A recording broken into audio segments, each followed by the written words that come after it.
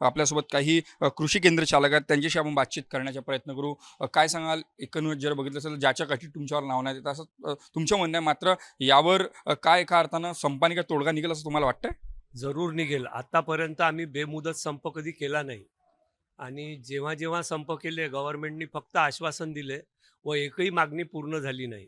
म्हणून यावेळेस सगळ्यांनी पूर्ण महाराष्ट्रभर हा निर्णय घेण्यात आला की आपण बेमुदत संप करू आणि जोपर्यंत मागण्या लेखी स्वरूपात मिळत नाही, फक्त आश्वासनावर संप मागे घेण्यात येणार नाही. उद्या आम्हाला मंत्री महोदयांनी मंत्रालयामध्ये मुंबईला वेळ दिलेली आहे.